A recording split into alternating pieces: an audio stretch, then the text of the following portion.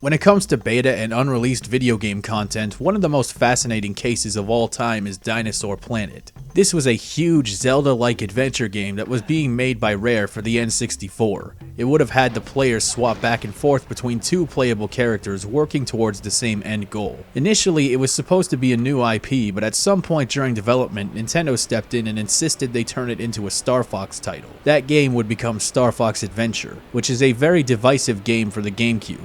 I was always conflicted about this game. While it had great audio-visual design, it just felt wrong. Like, this is not what Starfox is. This is something else. Many people agree that the game would have gotten way less hate if it was just Dinosaur Planet without the Starfox rebranding. It would have been much easier to view it on its own merit instead of as a Starfox game, which it wasn't. But as it happens, a beta ROM has been leaked online for people to play it. This is the third time this year that we've gotten something like this. I swear, if 2021 ends and we still haven't gotten the Mother 3 beta, I'm gonna do a mukbang video. From what I understand, a very large and substantial part of this game is finished, but this video will mostly be my impressions after 2.5 hours of gameplay.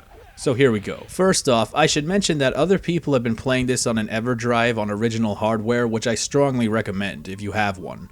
I played on an emulator and there were all kinds of graphical issues and missing textures and crashes, so if you do have to use an emulator, do beware of this and make regular save states. The first thing I noticed is that this game looks and sounds incredible for N64 standards. The lighting effects, the texture work, and the models, it all looks fantastic. The animations are incredibly smooth. It's almost unbelievable that this is the same console that gave us Mario 64. And on top of all that, the game appears to be fully voice acted, which is another uncommon thing for the platform. The controls are very fluid for the most part. This game is honestly Rare at its peak in terms of technical achievement. It's a testament to their understanding of the hardware. Of course, that does come at the price of performance. I'm playing this on an emulator, but I cannot imagine it being better on real hardware. Although this is still a pre-release beta, it seems to be later in the development stage because they have already taken measures to replace Saber with Fox. The model has been replaced and a lot of the dialogue has been changed to reference Fox as well.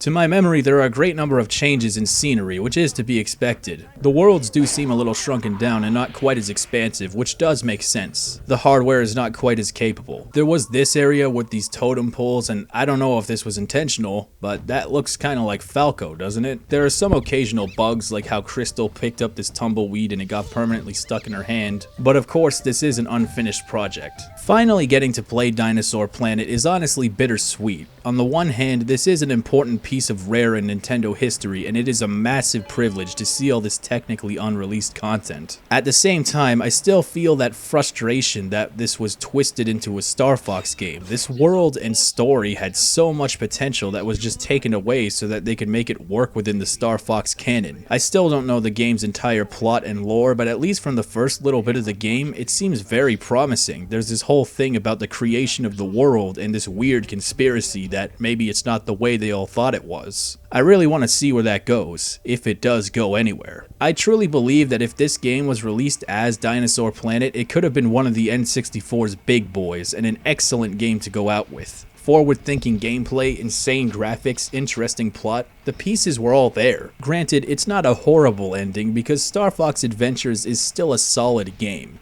And if you don't like that game, you can at least play this version and pretend that this never happened. Just like Nintendo does.